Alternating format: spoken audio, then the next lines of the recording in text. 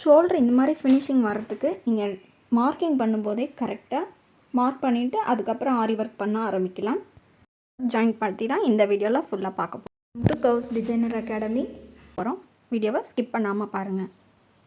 Marking கரெக்டாக mark பண்ணிவிட்டு அதுக்கப்புறம் ஆரி ஒர்க் பண்ணி அதை கட் பண்ண ப்ளவுஸை ஷோல்டர் எப்படி ஜாயின் பண்ணலான்னு இந்த வீடியோவில் பார்க்கலாம். ப்ளவுஸ்க்கு ஷோல்டர் மார்க்கிங் கரெக்டாக இருக்கணும். அப்போ தான் உங்களோட டிசைன் வந்து கண்டினியூஸாக வரும். ஃப்ரண்ட் அண்ட் பேக் பார்ட் கரெக்டாக அலைன் பண்ணிவிட்டு சிங்கிள் ஃபுட்டர் மாற்றிட்டு ஸ்டிச் பண்ண ஆரம்பிச்சிங்கன்னா ரொம்ப நெருக்கமாக வரும் டிசைன்.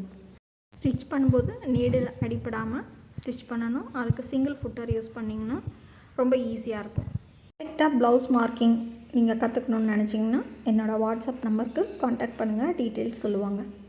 ஷோல்டர் கன்சீல்டாக ஜாயின் பண்ணுறதுக்கு நிறைய மெத்தட்ஸ் இருக்குது. ஆரி ஒர்க் ப்ளவுஸ்க்கு இந்த மெத்தட் உங்களுக்கு ரொம்ப பர்ஃபெக்டாக இருக்கும்.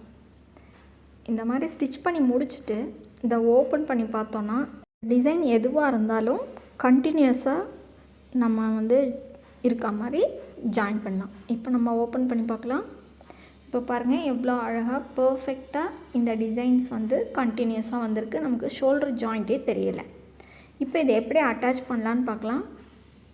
சிங்கிள் ஃபுட்டர் வச்சு ரைட் ஃபேஸிங் ரைட் வச்சு இந்த லைனிங் பீஸும் மெயின் ஃபேப்ரிக்கும் ஜாயின் பண்ண அப்புறமா இந்த மாதிரி ஓப்பன் பண்ணிவிட்டு லைனிங் பீஸ் மேலே நம்ம ஒரு எட்ஜு ஸ்டிச் போட்டுட்டு நீங்கள் நெக்கை டேர்ன் பண்ணிங்கன்னா ரொம்ப நீட்டாக இருக்கும். இப்போ இந்த ஷோல்டர் ஜாயிண்ட் கிட்ட வரும்போது இந்த மாதிரி ஹெட் பின்ஸ் யூஸ் பண்ணிவிட்டு இதை நீட்டாக அப்படியே ஸ்டிச் பண்ணி வந்துட்டிங்கன்னா உங்களோட நெக்லைன் ஜாயிண்ட் வந்து கண்டினியூஸாக இந்த மாதிரி இருக்கும்.